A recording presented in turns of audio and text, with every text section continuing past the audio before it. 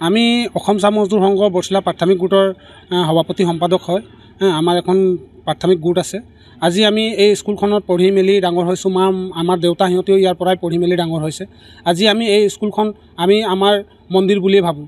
আজি যি নহওক, আমি আজি এখন ৰান্ধনী ঘৰ আহিলে আগত কি কাম হ'ল কি নহ'ল সেইকেইটা আমি সৰু থকাৰ অৱস্থাত আমাৰ ইমান এটা অভিজ্ঞতা নাছিলে। এইটো কাৰণে আমি ইমান ধৰা মেলা কৰা নাছিলোঁ। যেতিয়া আমি এই দায়িত্বটো ৰাইজে যেতিয়া দিলে আমাক এই প্ৰতিনিধি হিচাপে, আমি এই দায়িত্বটো পাই আমাৰ এখন মানে দেহাটো অলপমান ভাৰী লিখীয়া হৈ গ'ল। যেতিয়া আমি আহি পেলাই চাইছোঁ যে 4 লাখ টকা ওচৰা ওচৰি কাম এটা আহিছে ৰান্ধনী ঘৰ।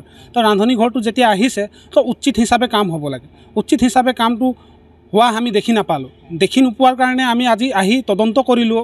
তদন্ত কৰাৰ পাছত আমি গোটেই কাগজ পত্ৰতে আমি খবৰ পালোঁ বাকী চব ঠিকেই আছে।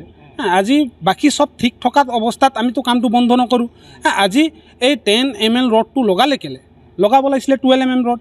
আৰু ইঞ্জিনিয়াৰে অলৰেডি কাগজ পত্ৰতে দিছে 12 mm ৰড লগাব লাগে। আজি 10 mm ৰড লগালে।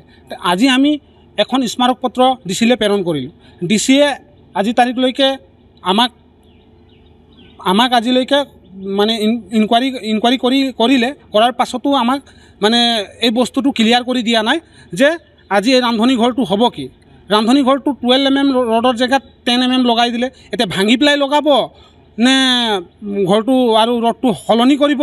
কথা হ'ল যিটো স্কুলত এষ্টিমেটৰ হিচাপত কাম আহিছে, এষ্টিমেটৰ হিচাপত কাম হ'লে আমাৰ একো আপত্তি নাই।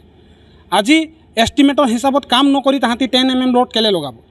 আমাৰ এইটোৱে দাবী আছে আমাৰ ডিচি ছাৰলৈ যে ইয়াৰ তদন্ত ল'ব লাগে। যদি ইয়াৰ তদন্ত নলয় তাতকৈ আমি বেছি জগৰীয়া আমি ডিচি ছাৰলৈ ওচৰলৈ গৈ তাত আমি ধাৰণা দিয়াৰ ব্যৱস্থা ল'বলৈ বাধ্যতা হ'ম।